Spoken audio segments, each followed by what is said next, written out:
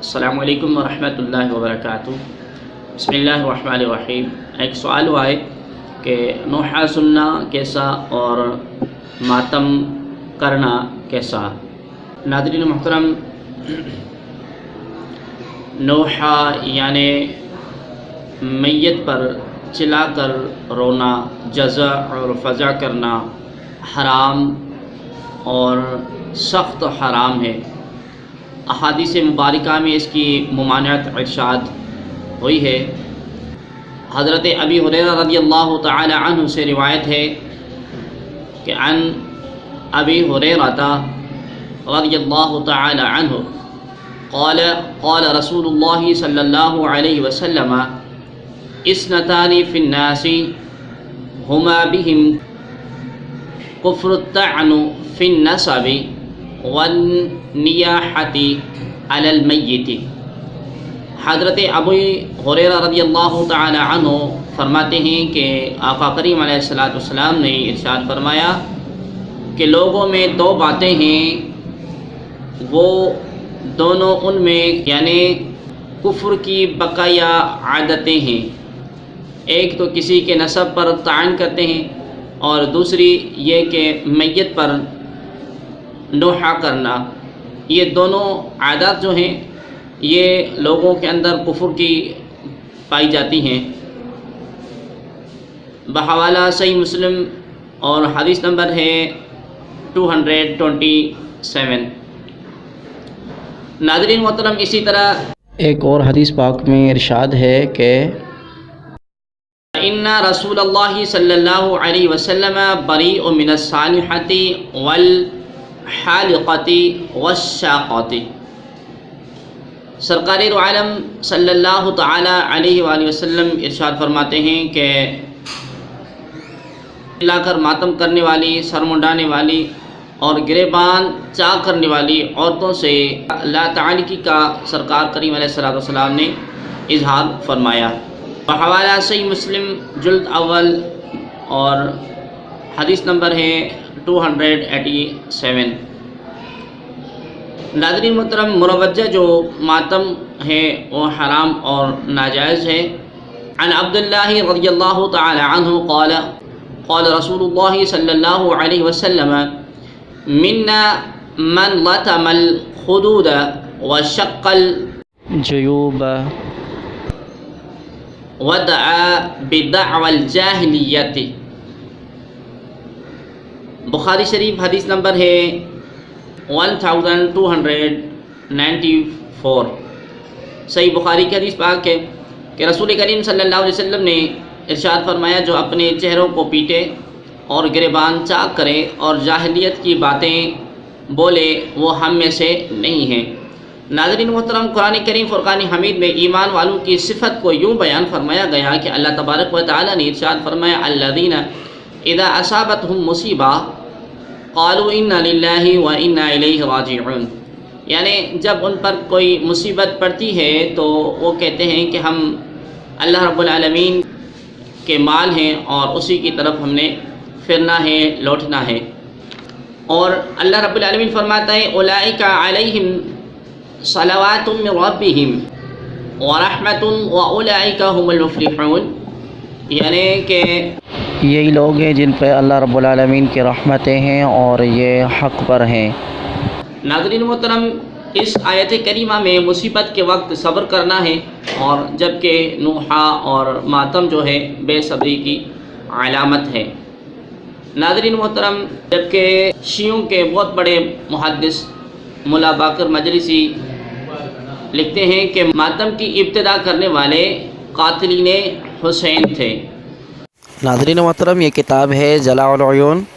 اور یہ آپ دیکھ سکتے ہیں کہ علامہ مجلسی کا لکھا ہوا کتاب ہے۔ اس کے صفحہ نمبر 714 پر لکھتے ہیں کہ پس ام کلثوم دختر دیگر حضرت سیدۃ النساء صدا بگریہ بلند کرد و از ہودج محترم ندا کرد حاضران راکے اے اہل کوفہ بدا حال شما و ناخوش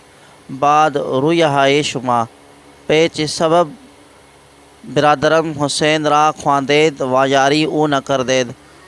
و اورا بقتل آوردید و اموال اورا غارت کردید و پردگیانے حرم سرایا اورا اسیر کردید و اے برشما و لعنت بر روی ہائے شما مگر نمی دانید کہ چے کار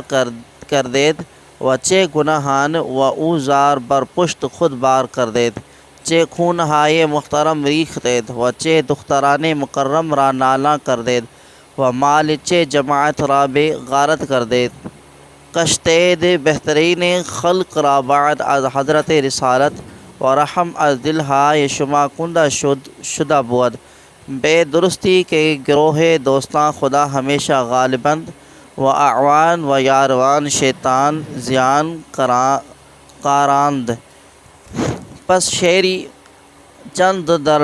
مرثیہ سید شہداء گفت اہل کوفہ خروش واویلا و حسرتا بر آوردند و صدای نالا و زاری و گریا و سوگوار و نوحہ و خروش بفلک سیاہ پوش رسانیدند و زنان ایشا مویہا بر سر پریشاں کردند و خاک حسرت بر فرق خود ریختند و روحای خود را خود خواشیدند ایچا بر رخسار خود میزدند واویلا و ثبورا میں گفتند و ہشتی شد کے دیدہ روزگار ہرگز چنا ماتمی ندید بود۔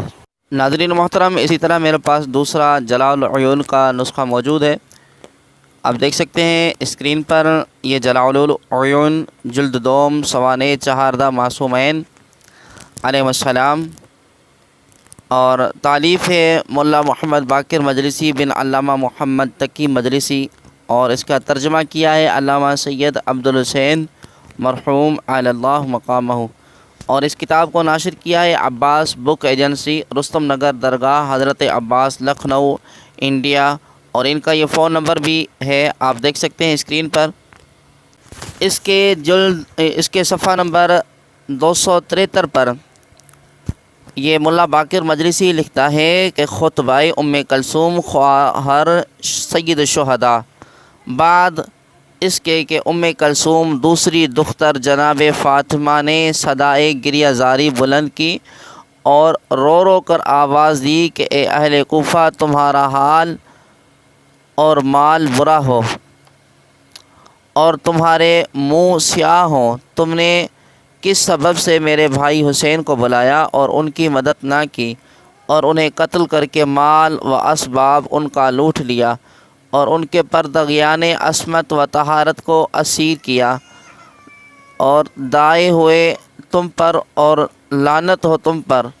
کیا تم نہیں جانتے کہ تم نے کیا ظلم اور ستم کیا